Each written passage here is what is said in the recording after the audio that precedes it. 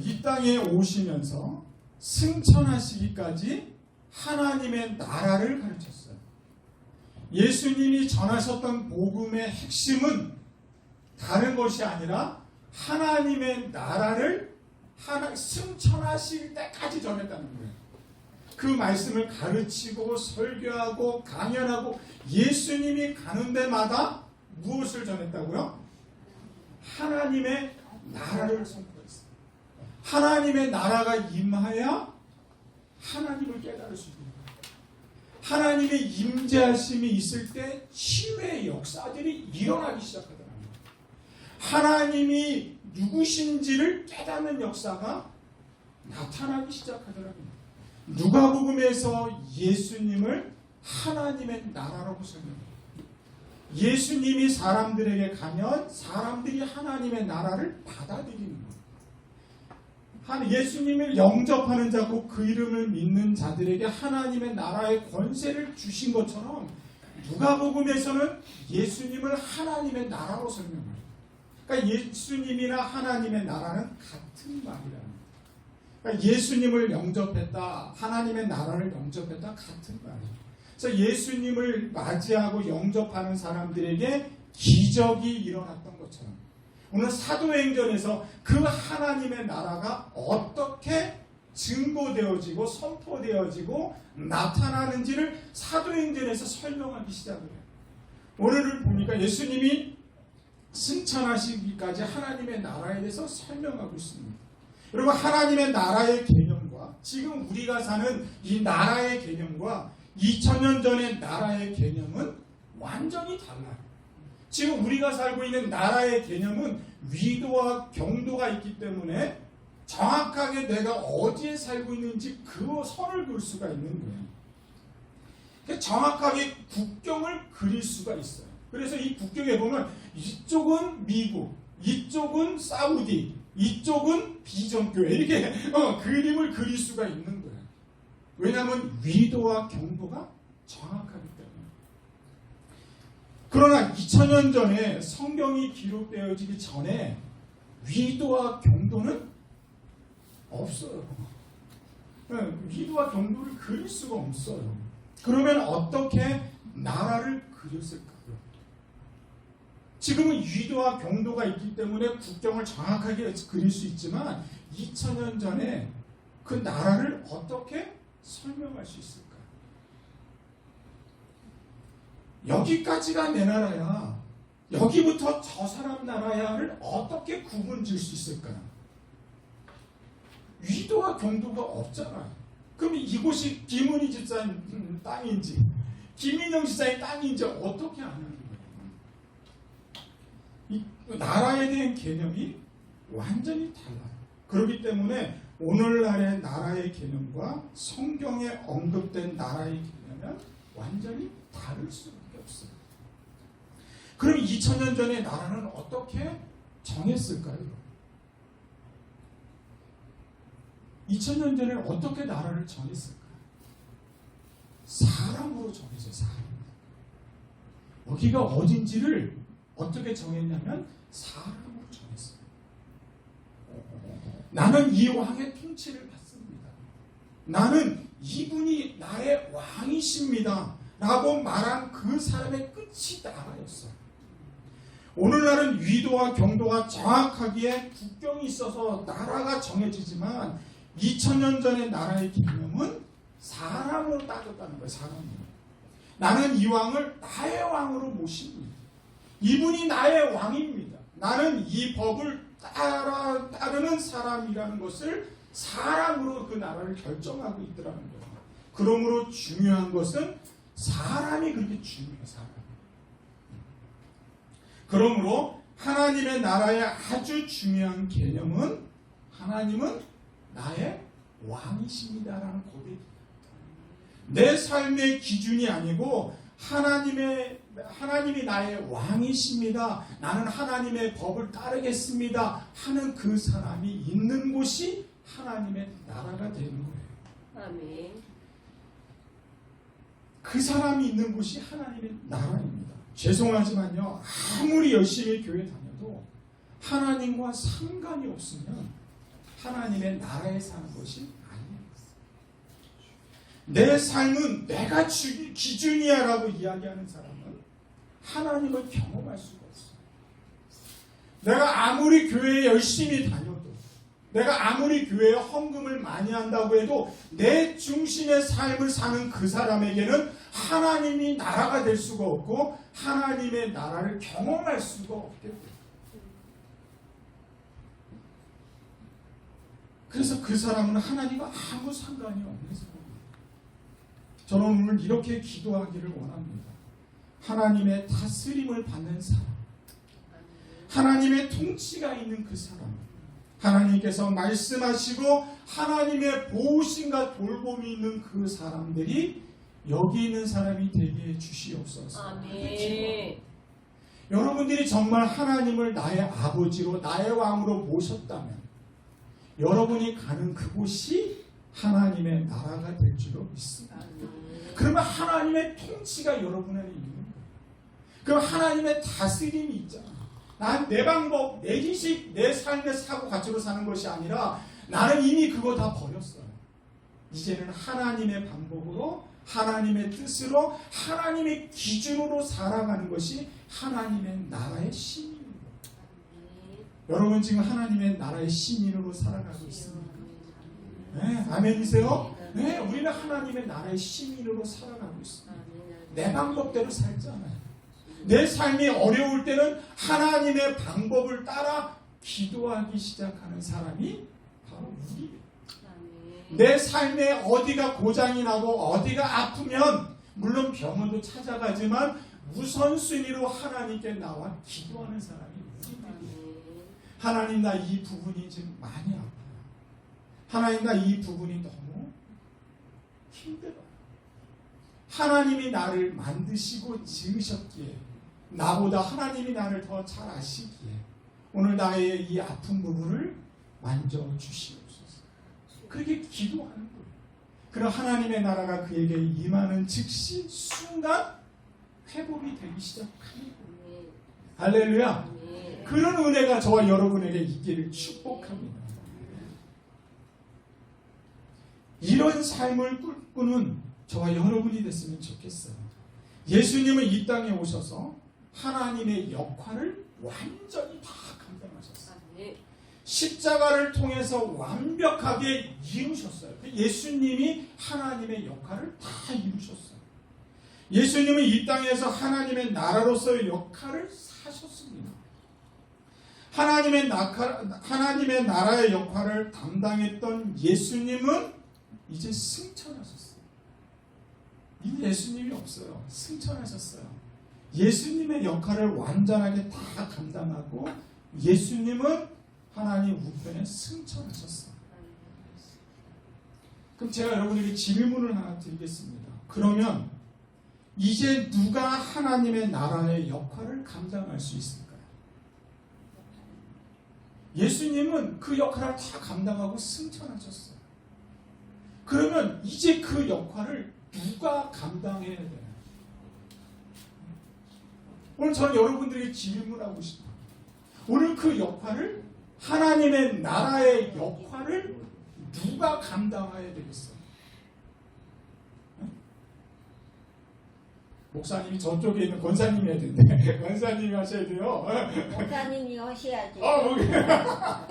네. 누가 감당해야 되냐고, 누가. 목사님. 이 땅에서 누가 그 예수님의 뒤를 이어서 하나님의 나라의 역할을 감당할 수 있을까? 성령이 120명에게 임했습니다. 예수님의 역할을 성령의 충만을 받은 120명이 그 역할을 감당해요. 이들을 통해서 하나님의 나라가 이루어지기 시작해요. 우리는 그 사람들을 뭐라고 이야기하냐면 교회라고 이야기해요. 교회가 있는 곳마다 하나님의 나라가 생기기 시작해요. 그 교회를 통해서 하나님의 비전이 들려지기 시작하더라는 거예요. 하나님께서 이 땅에 교회를 세우셨습니다. 교회를 통해 이루고 싶은 꿈이 하나님 안에 있어요. 그것이 하나님의 나라입니다. 하나님은 교회를 통해 이 땅 가운데 하나님의 나라를 이루기를 원하세요. 저와 여러분이 있는 그곳이 교회예요. 이곳은 건물로서의 교회잖아요. 예배당이라고 그래요. 그러면 우리가 또한 성경에서 이야기하는 것은 예수 그리스도를 영접한 그 사람이 교회라고 이야기해요. 교회들이 주일날 이렇게 불러 모아서 여기서 모여서 예수님을 찬양하는 거예요. 하나님의 나라를 이루는 거예요. 교회의 힘은 어디서 있을까요? 그리고 교회의 힘은 어디에 있을까요? 사람의 숫자에 있지 않아요.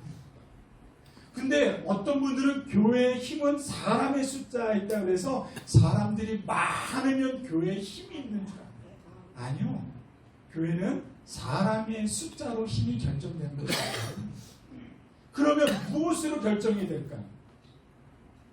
돈으로 결정될까요? 아니에요? 돈이 지금 세상을 이끌고 있는데요. 교회의 힘은 돈에 있지도 않아요.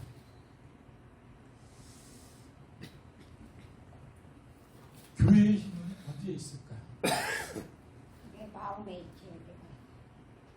거룩이 있습니다. 교회는 거룩을 놓치는 순간 교회의 힘은 사라지기 시작해요. 그래서 하나님이 내가 거룩하니 너희도 거룩하라고 말씀하세요. 하나님의 임재하심이 있을 때는 거룩한 곳에 하나님이 임재하세요. 그래서 우리가 주님을 만날 때 나의 죄를 씻기는 거예요. 나의 죄를 씻기는 예수의 피밖에. 그러니까 예수의 피에 의해서 가려지는 거예요. 그런 사람이 주에 남아 하나님의 임재하심이 그곳에 교회가 거룩을 놓치는 순간 교회의 힘은 사라지기 시작해요. 힘들겠지만 여러분 우리 거룩하게 삽시다.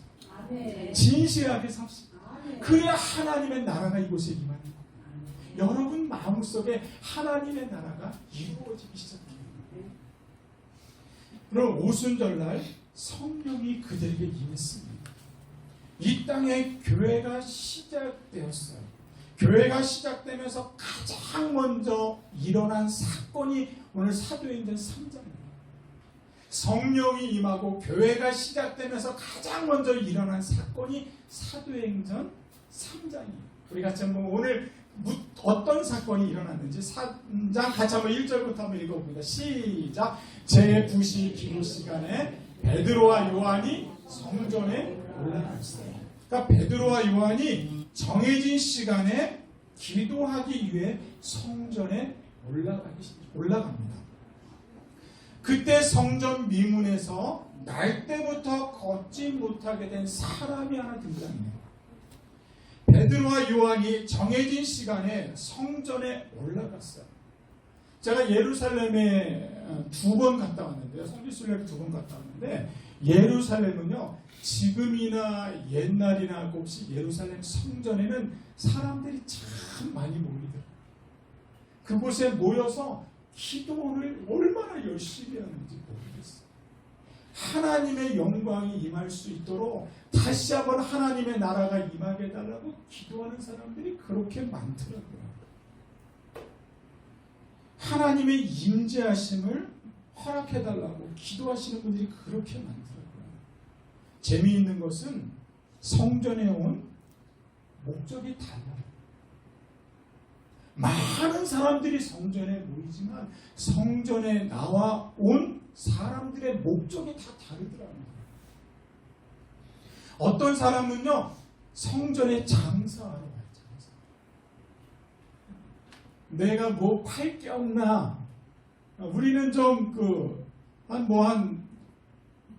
100명 미만이기 때문에 그런 분들이 없지만 한 1000명, 3000명 넘는 교회 가면요 성전에 장사하러 오는 사람들이 참 많아요. 예수님 때도 그랬고 베드로와 요한 때도 그랬고 지금 우리 때에도 그러한 사람들이 많이 있어요.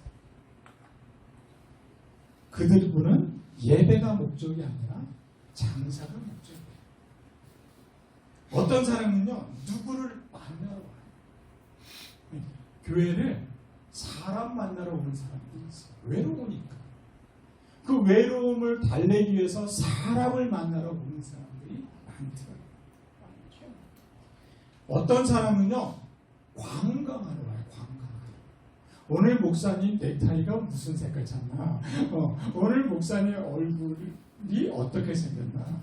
교회가 뭐가 달라졌나? 예배에 관심이 없어요. 구석구석 교회가 뭐 있나? 이런 것만 보러 다니는 사람이 있어요. 어떤 사람은요, 밥을 먹으러 오는 사람이 있어요. 밥.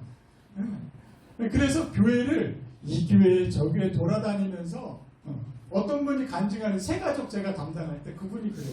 목사님 저는 교회에 밥 먹으러 다녀요. 왜? 했더니 매 주마다 저는 외식하는 것 같아요. 이러더라고요. 그분의 목적은 예배가 아니라 밥 먹는 데 목적이 있는 거예요. 그런데요, 어떤 사람은 예배하러 와요. 저는 여러분이 예배 드리러 왔으면 좋겠어요. 저는 여러분들이 다른 곳에 목적을 두는 것이 아니라 하나님을 만나려고 하는 그 열망으로 이 장소를 찾았으면 좋겠어요. 하나님 나를 오늘 좀 만져주세요. 하나님 내 상한 마음을 만져주세요. 하나님 내 연약한 마음을 만져주세요. 주님이 아니면 나를 치유해 줄 사람이 없어요. 주님 오늘도 그 마음으로 무거운 나의 마음으로 주님 몸된 성전에 나옵니다. 주님 나를 안수해 주시고 치유해 주시옵소서. 그런 마음으로 여러분들이 예배당에 왔으면 좋겠어요. 여러분 장소마다 특별한 목적이 있잖아요. 목적. 여러분 우리가 다 장소마다 특별한 목적이 있잖아요. 그럼 미술관에 가는 목적이 뭐죠? 작품을 보는 거예요. 근데 미술관에서 캠핑하면 돼요? 안 돼요? 야 여기 미술관 그림은 관심 없어. 야 여기 장소 좋다. 여기 예배당 하나 졌으면 좋겠다. 이러면 돼요? 안 돼요? 목적과 장소에 맞게끔 생각을 해야 되는데 그렇지 못한 사람들이 많더라는 거죠.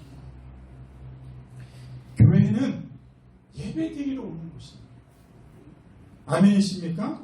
교회는 하나님을 경외하는 곳이에요. 교회는 하나님을 예배하는 곳입니다. 다른 곳을 찾으면 안 돼요.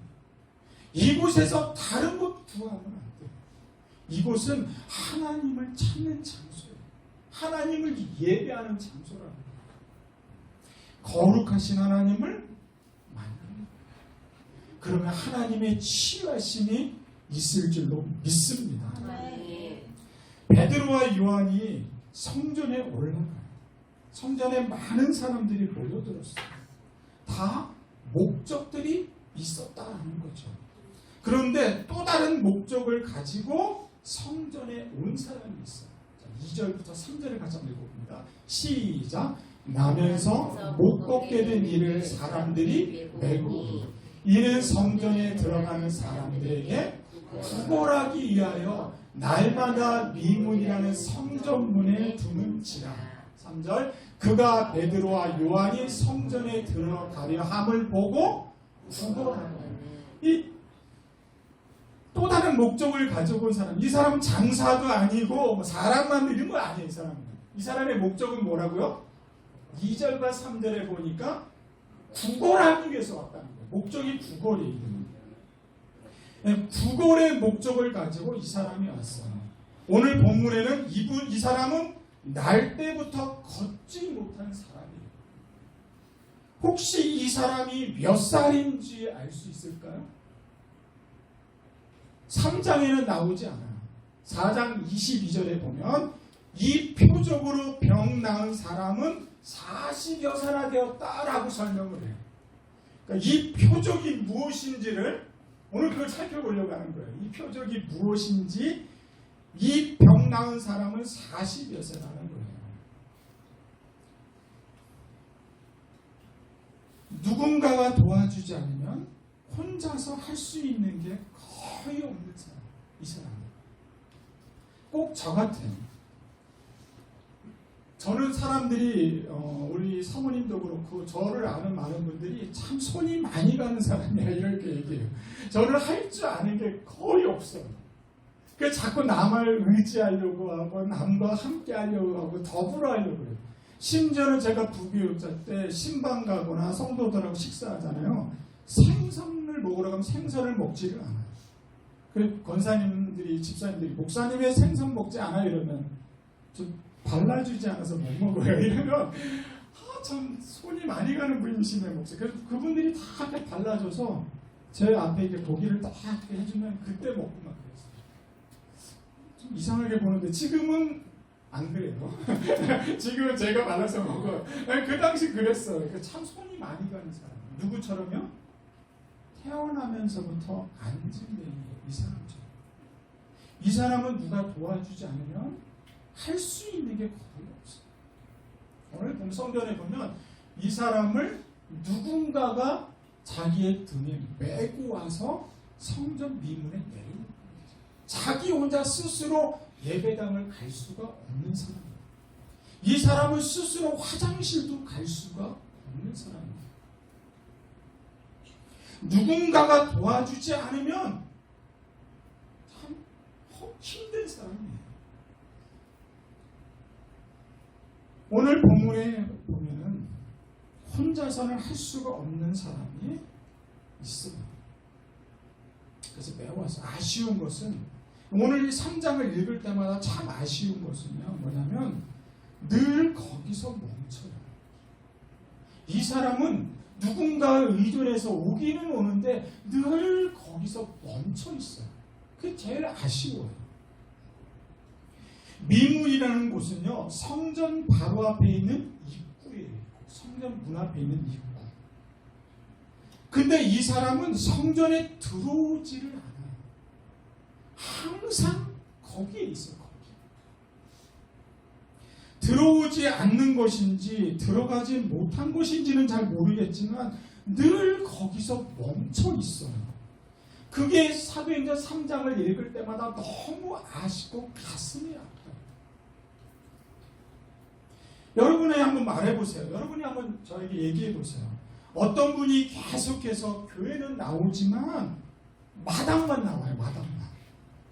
한 번도 예배당에 들어오지 않아요. 이분은 교회는 같이 아내랑 오지만 남편이랑 오지만 예배당에 들어오지 않아요. 항상 밖에서 배회하고 있는 사람이에요.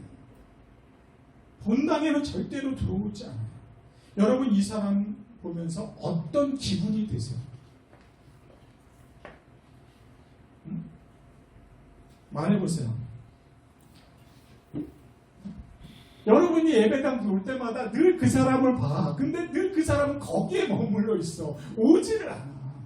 여러분 같으면 어떤 마음이 드세요? 사람도 거기에 서 있는 사람이니까 말할 것 없어요? 네. 말할 것도 없어요. 네. 또 안타깝죠. 네. 그 사람이 오늘 미문에 앉아있는 그 사람이에요. 무엇이 문제인지는 모르지만 늘 성전 입구에서 멈춰요. 왜요? 습관이야. 네? 습관이에요. 습관이래요. 습관. 네. 습관. 왜 들어오지 못할까요? 왜 안 들어올까요? 한번 생각해보자고요. 여러분. 이 사람의 목적은 뭔가요? 구걸이죠. 예배가 목적이 아니에요. 그러니까 항상 그 자리에 있는 거예요. 성전을 통해 예배당에 들어가면 아마 예배 때문에 사람들이 자기를 도와주지 않을 거라는 생각을 했을지도 몰라요. 사람들이 예배 드리니까 나를 주목하지 못할 수 있어. 나를 도와주지 않을 거야. 그래서 아마 그곳에 있는지도 몰라요. 그럴 수도 있었어요. 어쩌면 자기의 목적에 가장 최적화된 것은 성전 안이 아니라 예배당 바깥이었을 수 있을 것 같아요. 지금 민문일지 몰라요. 그래서 거기에 머무르고 있는 것 같아요. 그런데 베드로와 요한이 성전에 올라가다가 그 사람을 만납니다. 잠시 우리 3절 4절 다시 한번 읽어볼까요? 자, 3절부터 읽어보면 시작. 그가 베드로와 요한이 성전에 들어가려 함을 보고 구걸하고 4절 베드로가 요한과 더불어 주목하여 이르되 우리를 보라 하니. 그냥 본 것이 아니에요. 예배당 들어가다 실컷 쳐다본 게 아니에요. 어느 날 그 사람이 베드로와 요한의 눈에 들어오기 시작했어요. 다른 말로 하면 주목했다는 거예요. 주목하여 보고 베드로와 요한이 그 사람에게 다가오는 것을 보고 있어요. 5절. 5절도 한번 읽어봅니다. 시작. 그가 그들에게 무엇을 얻을까 하여 바라보고 이 사람이 날 도와줄 건가? 보다 몇 분을 돈을 좀 더 많이 주려나 보다. 나한테 다가오니까 그런 생각을 했어요. 그래서 더 집중해서 바라봤다는 거예요. 더 불쌍한 표정으로. 제가 좀 불쌍한 표정으로 해야 더 도와주고 싶은 마음이 생기잖아요. 그런 표정일지도 몰라요. 뭘 원했냐. 여러분, 베드로와 요한이 도대체 이 사람에게 다가가는 것이 뭐가 중요할까요? 오늘 본문을 보면서 베드로와 요한이 나면서부터 안진뱅이에게 다가가는 것이 뭐가 중요할까요?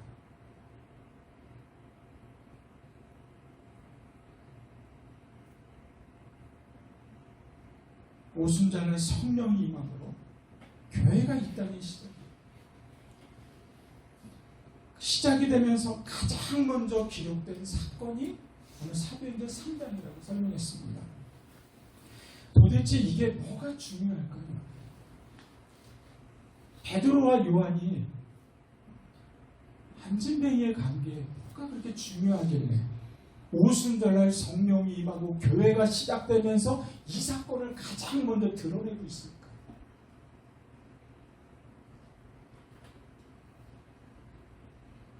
베드로와 요한이 날 때부터 걷지 못하게 된 그 사람에게 다가가고 있습니다. 이 장면은 갈릴리 출신의 두 어부가 다가가는 게 아니에요. 예수님께 부름받은 두 사도가 그에게 다가가는 것이 아니에요. 능력이 있는 기적일을 일으키는 사역자가 다가가는 것이 아니에요. 그럼 뭘까요, 여러분? 베드로가 그에게 말하잖아요. 은과 금은 내게 없지만 내게 있는 이곳으로 내가 너에게 간다는 거예요. 그게 뭘까요? 근데 도대체 이것이 뭘까요? 그건 나사렛 예수 그리스도의 이름입니다. 베드로와 요한은 날 때부터 걷지 못하게 된 그 사람에게 예수 그리스도의 이름을 가지고 가는 거예요. 그게 바로 하나님의 나라예요. 드디어 이 사람에게 하나님이 나라가 그 사람에게 가까이 가고 있어요. 이 얼마나 중요한 사건이냐면 이 사람이 40년째 그곳에 있다고 하잖아요. 베드로가 요한이 그에게 간 것은 하나님의 나라가 그에게 다가가고 있는 거예요. 예수님의 이름이 그에게 다가가고 있는 거예요. 하나님의 나라가 임하는 순간 그에게 어떤 사건이 일어나는지를 사도행전 3장은 그것을 말하고 있는 거예요. 이 사람은 날 때부터 걷지 못하게 된 사람이에요. 완벽한 절망에 빠져있는 사람. 소망을 가질래야 가질 수가 없는 그 사람. 좌절, 원망. 만일에 사고를 당했다면 수술하면 되잖아요. 좋은 의사를 만나면 일어날 수 있어요. 고침받을 수 있어요. 그러나 이 사람은 환경적으로 태어나면서부터 안진뱅이, 걸을 수가 없는 사람이에요. 이 사람에게 소망이 있습니까? 왜 이 사람에게 희망을 걸 수 있을까, 이 사람이?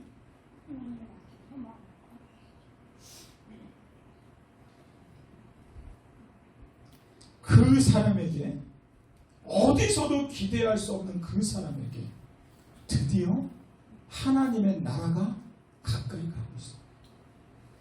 흥분되지 않아요. 여러분이 그 상황이었다고 생각해 보세요.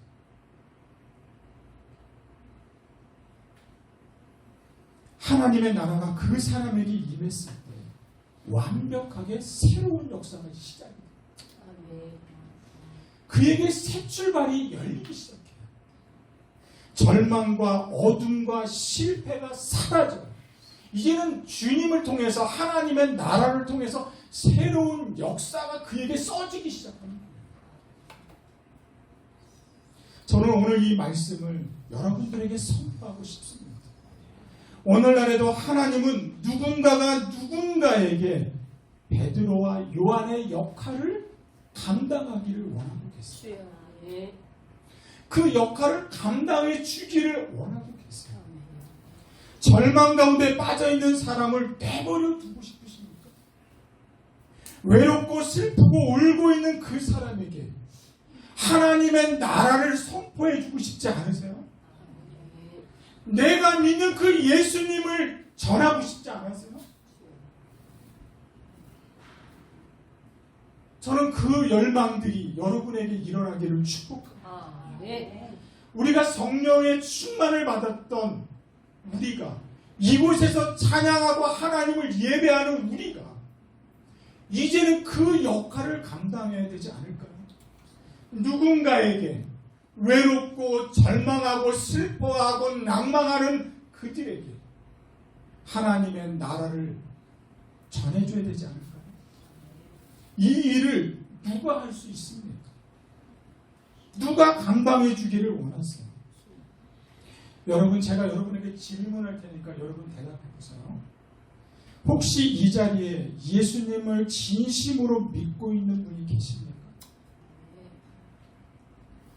나는 예수님을 나의 왕으로, 나의 구주로 믿으십니까? 정말 예수님이 살아계신 하나님의 아들이고 구약에서 예언하신 메시아이시고 온 땅을 말씀으로 창조하신 하나님의 아들이심을 믿으십니까? 그러면 그 예수님을, 그 예수님의 이름을 누군가에게 전해주시기를 바랍니다. 하나님의 나라를 가지고 누군가에게 찾아갔으면 좋겠어요.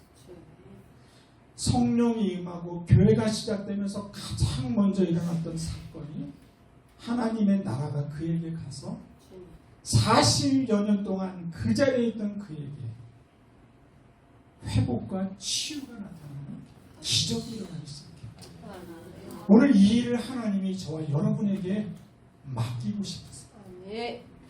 여러분이 가는 곳마다 치유의 역사를 일으킬 수 있는 치유자가 되기를 원하고 계십니다.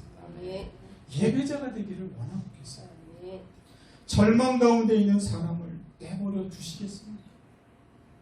여러분, 우리가 그러잖아요. 아유, 저런 자식 예배도 오지도 않고, 우리 남편 예배 오지도 않고, 우리 아내 예배 오지도 않고, 이러고만 아쉬움만 갖잖아요. 이제 이 아쉬움에서 이제 한 단계 좀 더 나아갔으면 좋겠어요. 내 안에 하나님의 나라가 있다면, 내 안에 예수님이 계시다면 이제는 찾아가시기를 바랍니다. 그리고 그에게 기도해 주시기를 바랍니다. 그 사람 삶 가운데, 가정 가운데 찾아가세요. 오늘 나면서부터 걷지 못하게 된 사람이 완벽하게 회복되면서 뛰며 춤을 추는 것처럼 여러분 삶에 새로운 역사가 시작되기를 축복합니다. 그것을 위해서 우리를 기도했으면 좋겠어요. 혹시 우리 가운데 예수 그리스도를 소유하신 분이 계십니까? 그 능력을 가지신 분이 계십니까? 능력은 나에게 나타나지 않아요. 내 기도에서 있지가 않아요. 내 목소리에서 나오는 것이 아니에요. 내 지식에서 나오는 것이 아니에요. 능력은 내 손에 들려있는 예수 그리스도에게서 나옵니다. 아멘. 여러분 겁먹지 마세요. 여러분이 예수 그리스도를 믿었다면, 내 안에 예수님이 계시다면 이제 겁먹지 마세요. 베드로와 요한이 그 구걸하는 그 사람에게 찾아갔던 거죠. 여러분 찾아가세요. 그러면 회복이 일어날 줄로 믿습니다. 아멘. 내 안에 믿음만 있으면 찾아가세요. 찾아가실 분. 나 그 역할을 내가 하겠습니다 하실 분. 네, 손 한 분 들었습니다. 두 분 들었어요. 아직도 자신이 없으세요? 아직도 내 안에 예수가 있는지 없는지 모르시겠어요? 기도하자. 하나님의 나라가 임하면 여러분이 가정을 세울 수 있고, 직장을 세울 수 있고, 교회를 세울 수 있고, 지역을 살릴 수 있는 하나님의 자녀가 될 수 있습니다. 아멘. 아멘. 저는 그 역할을 저와 여러분들이 했으면 좋겠어요. 아멘. 우리 교회가 했으면 좋겠어요. 아멘. 그 일을 하는 저와 여러분 됐으면 좋겠어요. 아멘. 아멘. 단지 안타까워하지 마시고 기도했으면 좋겠어요. 아멘. 예수 그리스도의 이름으로 서로 기도하며 놀라운 일들이 일어날 줄을 믿습니다. 아멘. 저는 그 일들을 경험을 많이 했어요. 우리 박원석 목사님하고 같이 기도하면서 박원석 목사님이 예전에 이 사역들을 많이 하셨다고 해요. 오늘 그 사역이 목사님을 통해서 여러분들에게 일어나게 되기를 축복합니다. 아멘. 할렐루야! 아멘. 그 일의 선구자가 됐으면 좋겠어요. 아멘. 능력은 나에게서 나오는 것이 아니잖아요.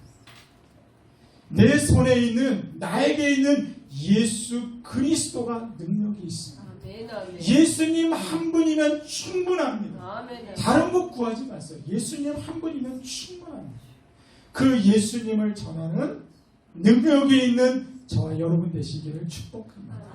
오늘 8절만 여러분 성경 8절만 한번 여러분의 눈으로 읽고 설교를 좀 마치겠습니다. 사도행전 3장 8절. 자, 베드로와 요한이 그에게 가니까 어떤 일이 일어났는지 자, 같이 한번 읽어봅니다. 뛰어 서서 걸으며 그들과 함께 성전으로 들어가니라. 할렐루야. 아멘. 8절에 보니까 그러자 예수 그리스도의 이름으로 하나님의 나라가 그에게 가자마자 그가 뛰어 서서 걸으며 그들과 함께 어디에 들어가냐고요? 성전으로 들어옵니다. 하나님의 나라가 임하자 회복이 일어나기 시작해요.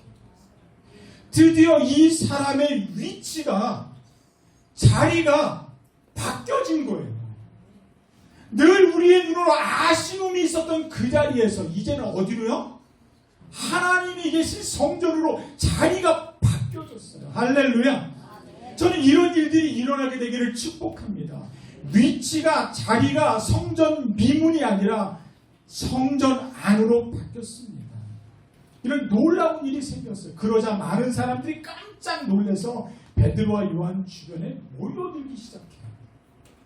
이 사람들이 이런 일을 본 적이 없잖아요. 그러니까 사람들이 요한과 베드로에게 몰려든 그들에게 베드로가 이야기했던 것이 두 가지가 있는데, 첫 번째가 뭐냐면 왜 놀라냐라는 거예요. 왜 놀라냐. 두 번째는 왜 우리를 주목하느냐. 이 일은 내가 한 것이 아니라 예수 그리스도만이 할 수 있는 일이기 때문에 왜 놀라십니까? 왜 나를 주목하십니까? 하는 거죠. 하나님만이 하실 수 있는 일이 일어나자 사람들이 놀라기 시작하는 거예요. 여러분, 사람들은 참 재밌어요. 사람들은 그 일을 행하는 베드로에게 주목해요. 나를 주목하고 있는 그들. 베드로가 이거 내가 했어 해도 돼요. 근데 베드로의 역할은 그게 아니에요. 왜 놀라십니까? 왜 나를 주목하십니까? 이 일은 내가 한 것이 아니라 예수 그리스도가 하셨습니다. 여러분, 여러분이 좋아하는 일들을 잘했다고 해도 여러분의 자랑이 아니라 하나님이 자랑이 되는 거예요. 하나님이 여러분을 통해서 드러나기 시작해야 돼요. 하나님의 영광을 빼앗지 않는 저와 여러분이 됐으면 좋겠습니다. 하나님의 자리에 있으면 안 돼요. 어느 목사님이 되더라도 어느 사역자가 되더라도 집중을 받으면 안 돼요. 이 자리는 예수 그리스도만이 집중해야 됩니다. 오늘 그런 은혜가 있기를 축복합니다. 베드로의 역할은 자기에게 주목하는 사람들의 시선을 주님께 돌리는 역할을 했어요. 그러면 오늘날 우리는 어떤 일을 감당해야 돼요? 예수님께 시선을 두지 못하는 사람들에게 시선을 고정시켜 줄 수 있는 복음의 사람들이 됐습니다.